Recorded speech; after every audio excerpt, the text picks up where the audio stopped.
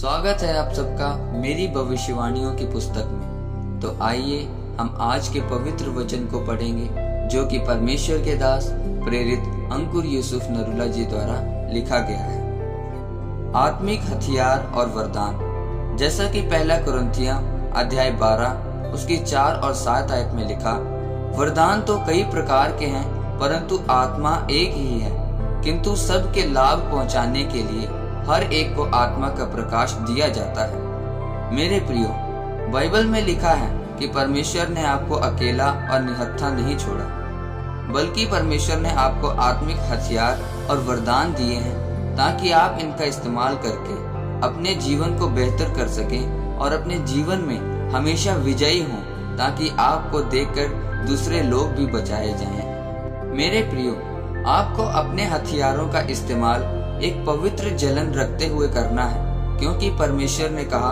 कि मैं तुम्हें हथियारों से रहित नहीं छोड़ता, ताकि तुम इनका इस्तेमाल कर सको और शैतान के सभी जलते हुए तीरों को बुझा सको और सब कुछ पूरा करके तुम स्थिर रह सको। आप इन सभी हथियारों का इस्तेमाल करने के लिए अपने पापों को छोड़ते हुए तौबा करके पवित्रताई में रहने की जरूरत है। हथियारों का इस्तेमाल करने के लिए पवित्रताई आपका आत्मिक लाइसेंस है। पवित्रताई के बिना आप इन आत्मिक हथियारों का इस्तेमाल नहीं कर सकते। बाइबल में लिखा है कि किसी को आत्माओं की परख का वरदान, गैर भाषा और किसी को गैर भाषा का अर्थ बताने का वरदान दिया गया है। आपको कई बार लगता होगा कि मुझे इस वचन की जरूरत नहीं है। जब आप बाइबल में पढ़ते हैं तो लिखा है कि यूसुफ जब जेल में था तो उसके पास 2 व्यक्ति आए। उनमें से एक राजा के पिलाने वालों का प्रधान था और दूसरा खिलाने वालों का था।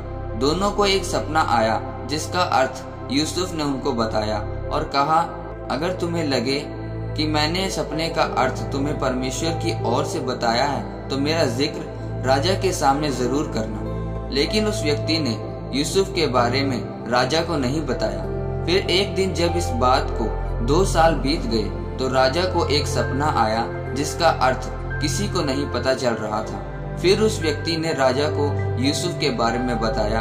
यूसुफ ने आकर राजा को उसके सपने का अर्थ बताना शुरू किया कि राजा, उन 7 मोटी गायों का अर्थ ये है कि जो अगले 7 साल होंगे उनमें बहुतायत की फसल होगी।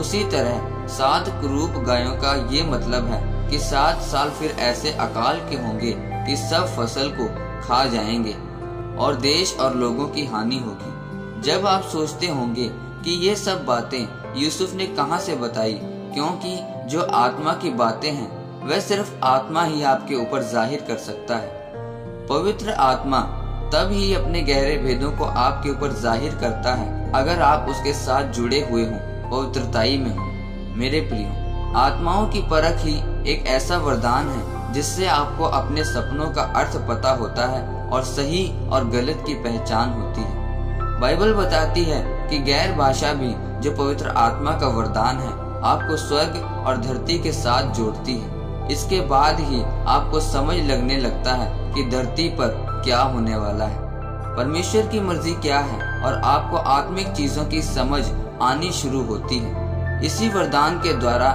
परमेश्वर आपकी निजी चीजों के भेद और दूसरों के बारे में बताता है और फिर आप आशीषित होते हैं और दूसरों की आशीष का कारण बनते हैं। इसी वरदान के आपके जीवन में आने से परमेश्वर आपसे सपनों, दर्शनों और चिन्हों के द्वारा बात करता है। आमीन। आइए परमेश्वर के दास के द्वारा की गई घोषणा को मेरे साथ ग्रहण करें। सर्वशक्तिमान परमेश्वर के नाम में मैं घोषणा करता हूँ, परमेश्वर कि इस वचन को पढ़ने के द्वारा यह लोग पवित्रताई और आपके वचनों में बढ़े, ताकि आत्मिक हथियार और वरदान इनके जीवन में काम करें। प्रभु यीशु मसीह के नाम में आमीन। परमेश्वर आप सबको इन वचनों और प्रार्थनाओं के ऊपर मनन करने के द्वारा आशीषित करे।